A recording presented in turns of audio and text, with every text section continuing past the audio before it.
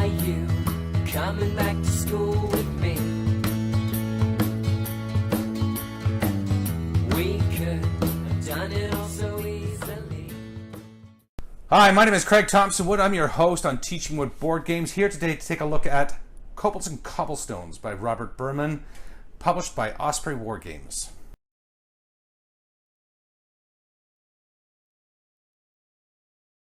So if you'll recall when I did my Dragon Rampant video, Osprey War Games is a company which just publishes the things that are written by other people. So Robert Berman had written these rules, and it's actually only in 2018. I thought this game is older than that. But, that's all it is, just since 2018, so 4 years old now. And so Osprey doesn't make miniatures, they don't make their own rules and things. It's just whatever these other people have written, and if they like it, they publish it. And so that, to me, right off tells you that when I see a game by Osprey, that this is going to be anyone I've encountered anyway. I don't know if there's any exceptions to the rule, but miniatures agnostic, which means that you're not going to be into a company like Games Workshop or Privateer Press or one of these things which have their own rules and their own line of miniatures. And this one, you're buying just the rules and using whatever kinds of miniatures that you want. So this game is also very different than any other game I've seen before, because other games I've seen use either squares or hexes for movement, and then I can't think of an exception, well, unless it's something like chess, I mean, where it's just if you hit the guy, they're out.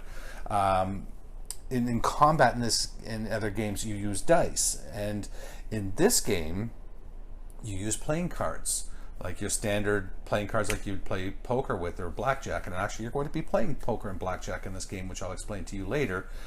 But it's the cards are not only used to determine combat results, but also for movement. And I'll show you all of this when I take it to the table.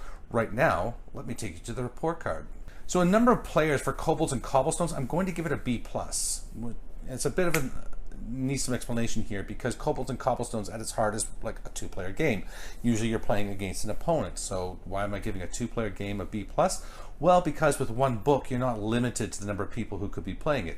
You know, if you take this to a game club or something, you could have any number of people playing with this with the rule set and everything. So not that I would encourage that. I mean, I think with a game like this where it's an independent publisher, it's really nice to be, you know, people getting their own copies and things, but to introduce it at least to the game group, and then other people can go out and get their own copies and read up on the rules and make their own things. And you know, it's just nice to have your own.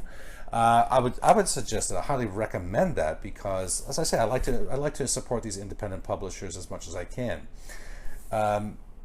So yeah, like I'm saying though, you can have any number of players with this. I mean, you could also, I'm sure, have larger games and things like that involving other numbers of players. So really, while 2 players is sort of the standard size game, you could do a Kobolds and Cobblestones club or an independent war game club where you're playing all kinds of different games. So however you do it, there's just opportunities to expand beyond the 2-player standard game. So that's why I give it the B+. For learning, I'm going to give the game a B.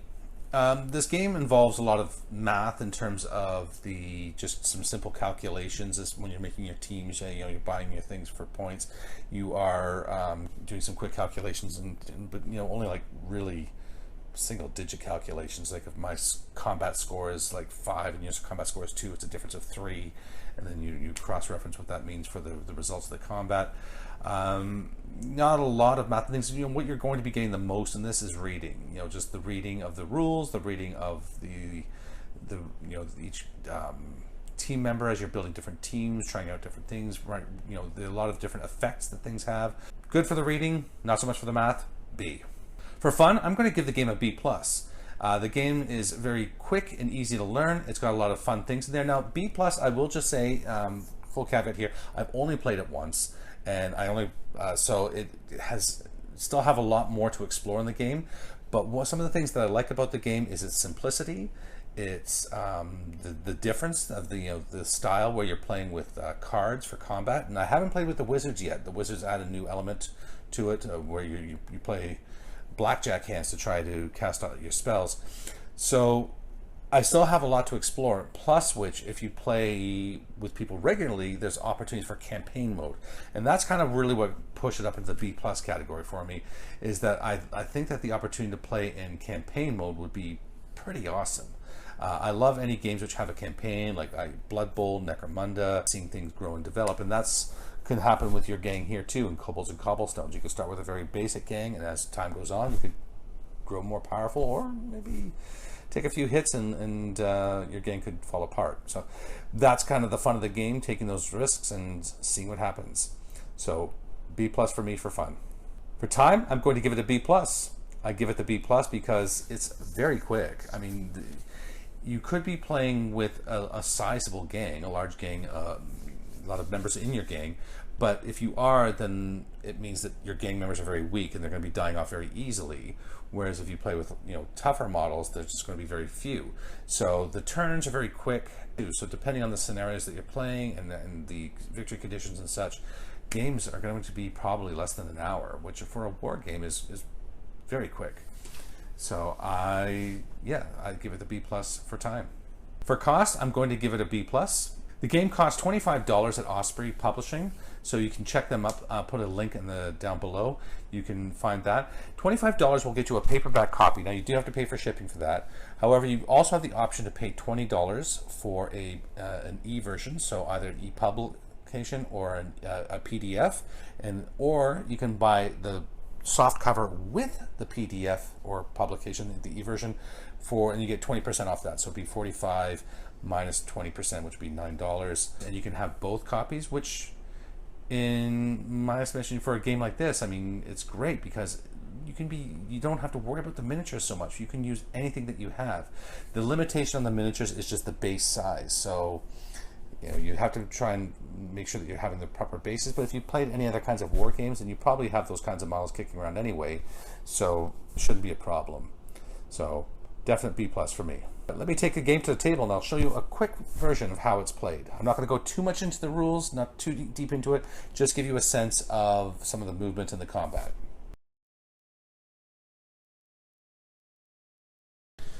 So this is a quick setup I put together for my Kobolds and Cobblestones game.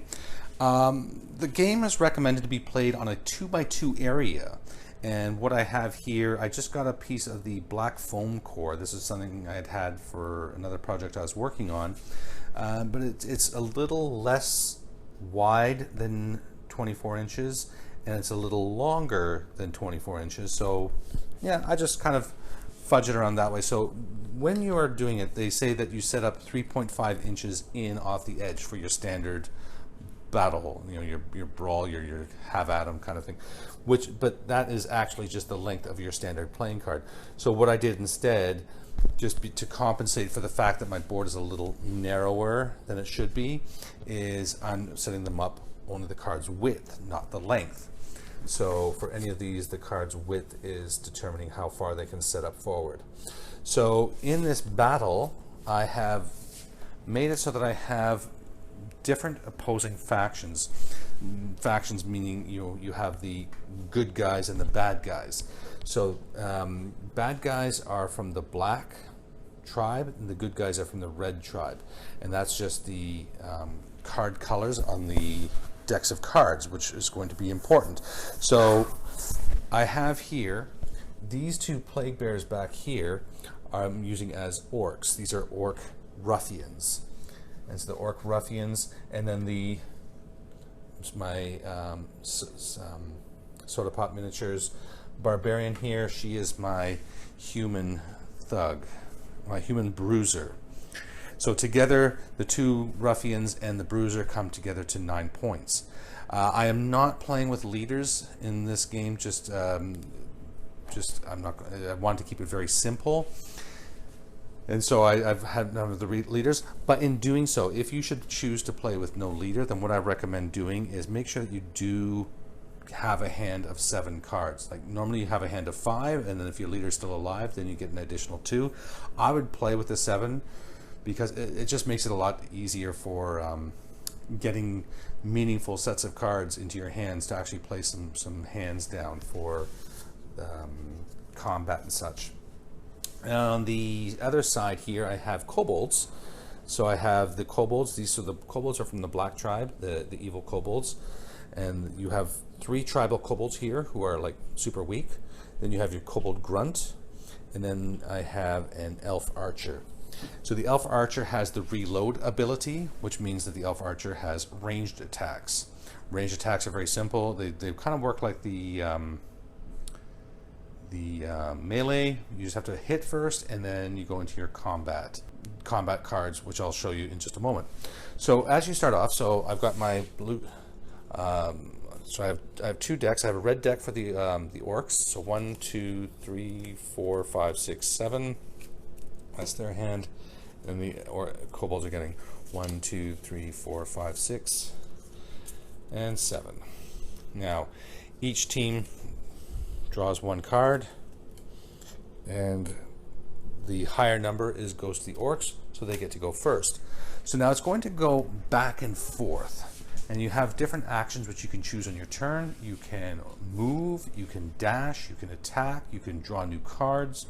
You can interact with things on the board, like if you're picking up a chest, you can climb.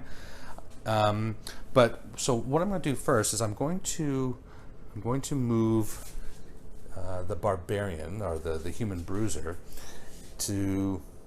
But now, because this is one thing I've done here, so you notice at the bottom here the elf is distant from the kobolds. The elf is red, they're black, but I have them close here. If they're ever within a card's length of each other, there's a chance that they're so distracted by one another that they're not going to attack. So I'm just going to turn over the top card of the deck. It's red. Red means it's fine. Black means that they are going to fight. Just red is always, they act normally. Black is always, they lose their turn. So the barbarian gets to act. Now the barbarian's movement is, or I keep saying barbarian because she is a barbarian in the game I play, but she's the human bruiser, and her movement is W, which means the width. So when she moves the width of the card, not the length of the card. So she's allowed to do a movement first. Now, if you're ever going to do a dash action, you have to do it right after the movement. So she does a movement, and then she's going to dash, which means she just gets to move again. So she's run up to there. She's running forward, which is good now because having her distant means that those two can act without concern. The benefit of her is she can shove opponents into the orcs, who then get free strikes against them. So now that one of the orc team has gone, I'm going to go into the team kobold here, and the kobolds are going to act. So I will maybe just start with the elf, and the elf is going to shoot at the human bruiser. So the elf has clear line of sight. If there's ever not a clear line of sight, if any part of the model is blocked, if they can see any part of the model, they can shoot at it. If any part of the base of the model is blocked, then they subtract 1 from their fight score. So the elf's fight is 3.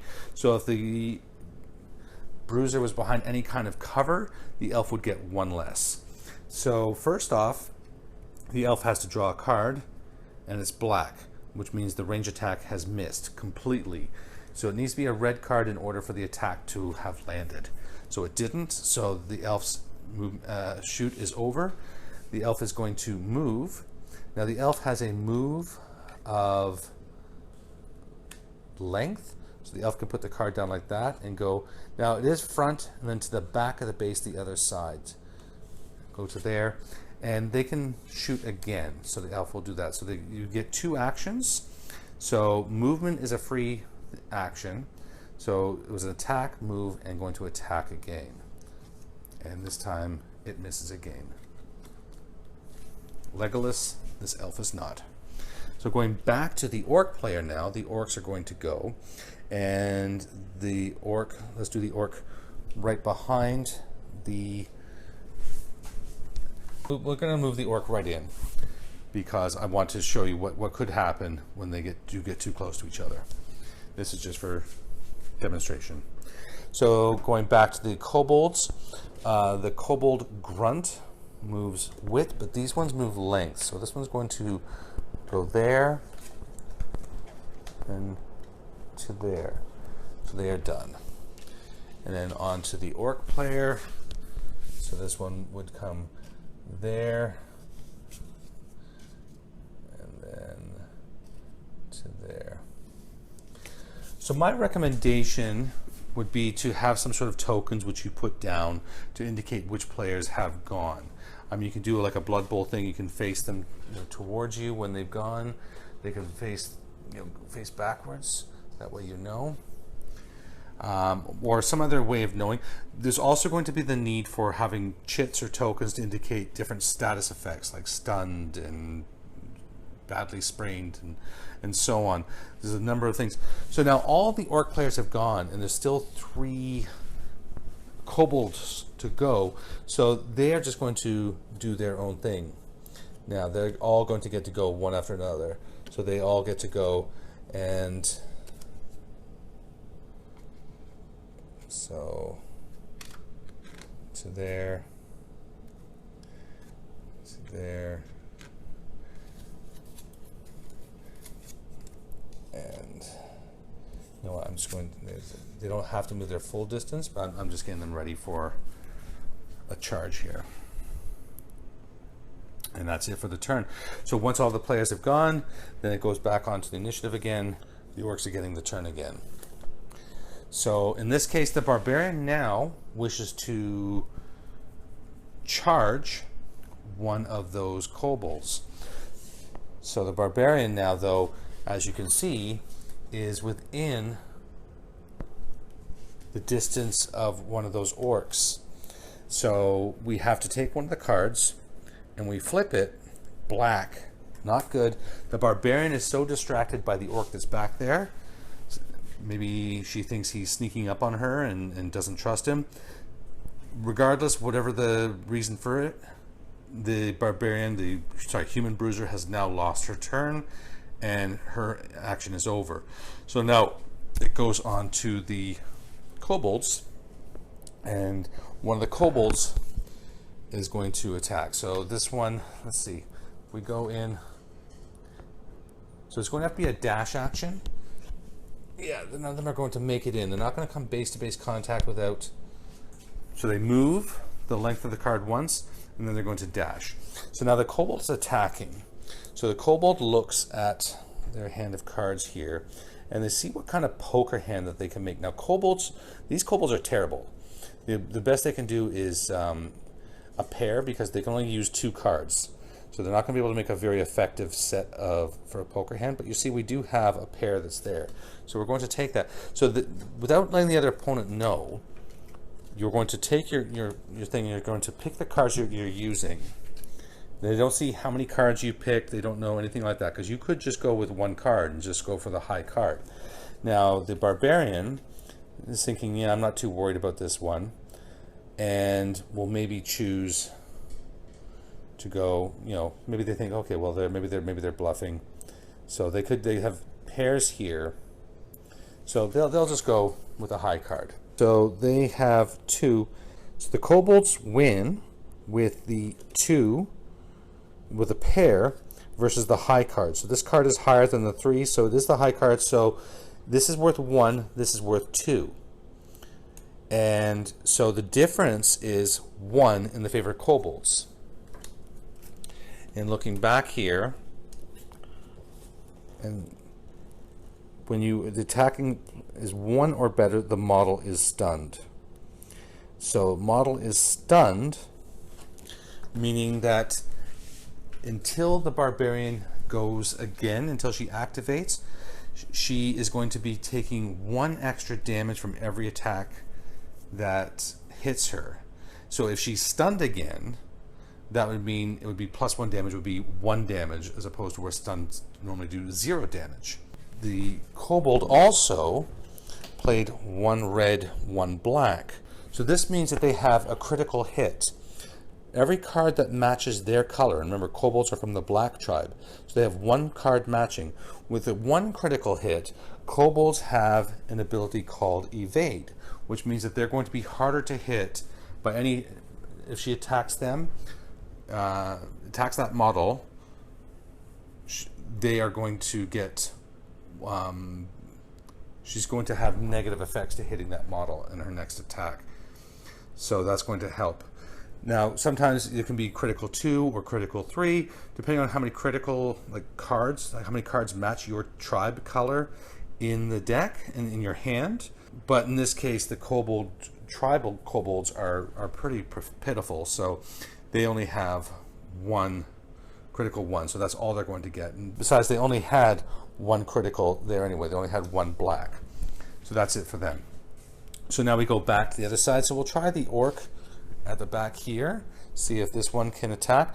Remember, it's close enough to the barbarian that it could be problematic, and it is. So those two are just not trusting one another, or maybe it's enjoying the fact that she just got stunned by the kobold. So now we're back to the kobold, so we're going to do the same thing here. This one's going to come in, and it's going to, so it does a move, a dash, and so now it's going to attack.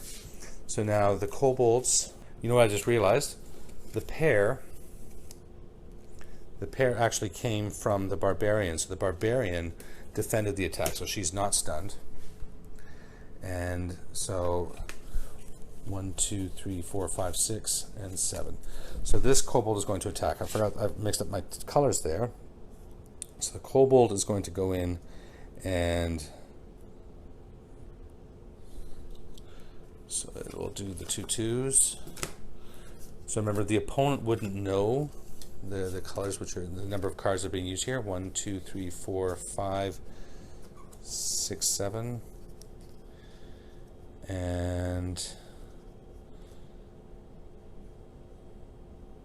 so yeah, so if we just, there we go, kind of doing it the same way but backwards now. Now it's proper. So blue is the kobolds because it matches their color. So they now have the pair with the 1, beats the high card. So this is now the barbarian stunned. So now we have one more orc to go. That orc is going to,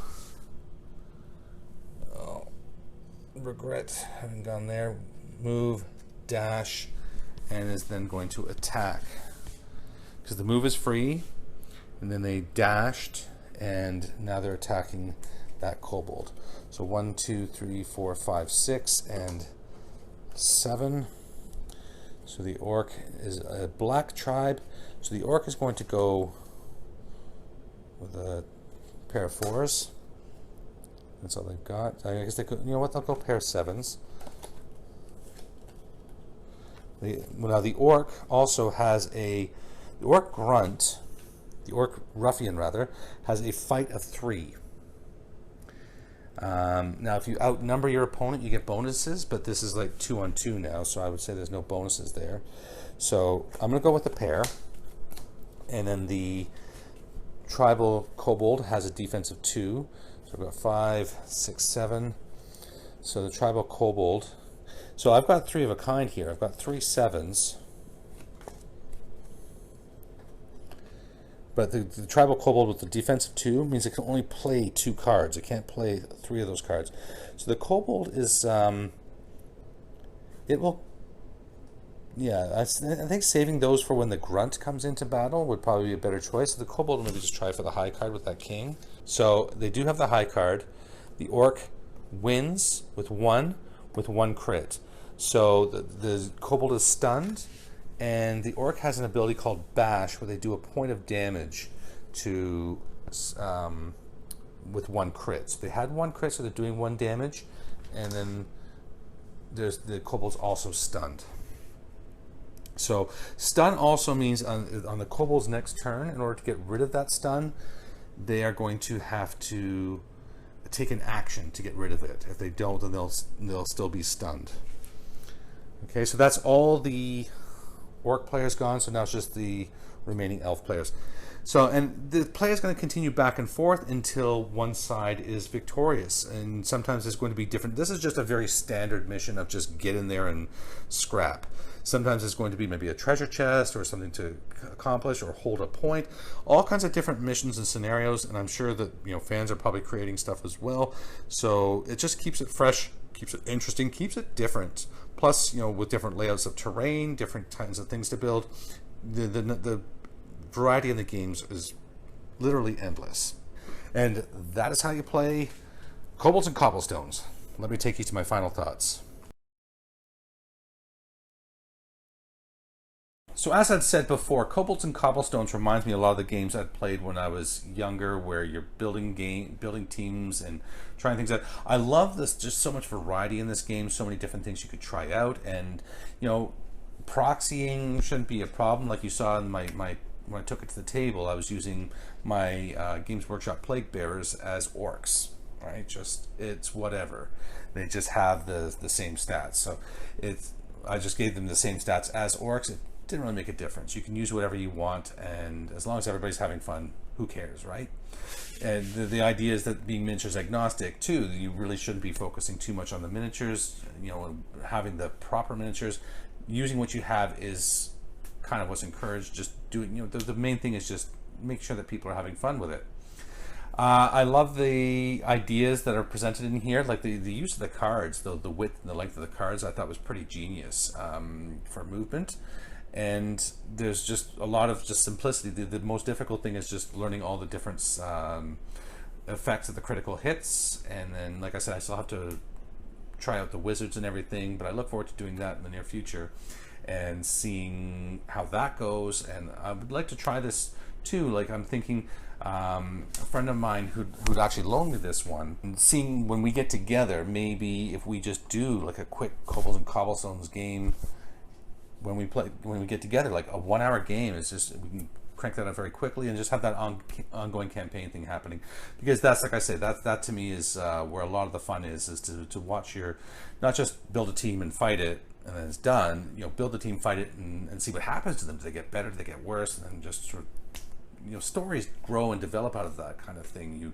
These heroes emerge, this dark horse, this little nobody who suddenly becomes this amazing hero and has the whole story behind what they had done. It's just, that to me is what is so much fun in these kinds of campaign games. So if you're going to be doing this at school, I would recommend doing this not in the classroom, obviously, but maybe more of a club, a miniatures club, a wargame club, however you want to call it. That would be the setting for this kind of thing. Playing it at home is a great way too. Playing with the kids, playing with the family. It's a fun learning experience for the whole family. So plans for the future for this game, at some point I do plan on doing a battle report for it, that's for sure. And as I said, I borrowed this copy from a friend, and I'm going to be buying my own copy. As I said, I like to support those independent publishers, and I want to be true to my word. And so yeah, if you have any other ideas for things you might want to see about Kobolds and Cobblestones, so if you'd like to see maybe how to make a gang, I could do that. And yeah, so, and if you know of any other independent publishers or other Osprey games you might like me to do on the channel, please leave me that message in the comment section below. Love to hear from the viewers and get your feedback. That's going to wrap it up for today's episode. Until next time, I'm Craig Thompson Wood, your host on Teaching with Board Games, saying thanks for coming to the classroom. Are you coming back to school?